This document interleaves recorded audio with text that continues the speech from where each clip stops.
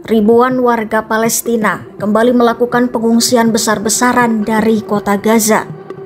Mereka meninggalkan rumah-rumah mereka karena takut akan serangan darat Israel yang disebut-sebut akan segera dimulai. Wilayah timur kota Gaza saat ini memang terus-menerus dibombardir Israel, memaksa warga mencari tempat aman ke arah barat dan selatan. Perdana Menteri Israel Benjamin Netanyahu sebelumnya menyebut kota Gaza sebagai benteng terakhir Hamas. Ia telah memberi lampu hijau kepada militer untuk menaklukkan kota itu. Rencana itu pun memicu kecaman internasional, protes besar-besaran di Israel sekaligus meningkatkan tekanan diplomatik agar segera tercapai gencatan senjata. Di lain sisi, Israel mengumumkan akan kembali mengizinkan tenda dan perlengkapan tempat berlindung masuk ke jalur Gaza sebagai persiapan evakuasi warga sipil. Namun, kondisi di lapangan tetap memprihatinkan.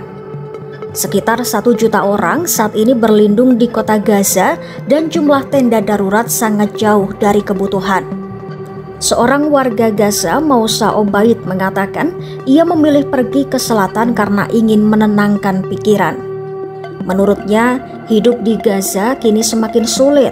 Harga-harga melambung, pekerjaan hilang, dan kehidupan terasa mustahil dijalani.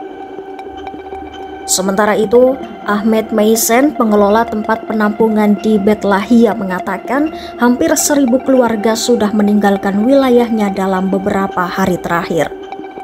Ia memperkirakan kebutuhan tenda darurat mencapai lebih dari 1,5 juta unit. Namun, Israel baru mengizinkan sekitar 120.000 tenda masuk sejak awal tahun. Kantor Kemanusiaan PBB mencatat 1,35 juta orang di Gaza saat ini sudah sangat membutuhkan perlengkapan tempat tinggal darurat. Kondisi itu semakin berat karena tenda-tenda lama sudah rusak dan tidak bisa melindungi dari hujan. Beberapa keluarga akhirnya menyewa rumah di Gaza Selatan dan memindahkan barang-barang mereka lebih awal untuk menghindari situasi darurat mendadak. Sementara itu, Israel membantah membatasi jumlah bantuan, tetapi tetap memberlakukan pemeriksaan ketat terhadap barang non-pangan dengan alasan keamanan.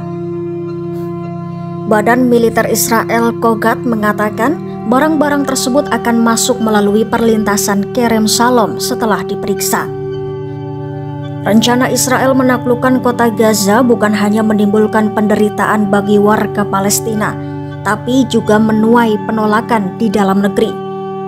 Ratusan ribu warga Israel turun ke jalan pada Minggu 17 Agustus 2025 dalam protes terbesar sejak perang dimulai.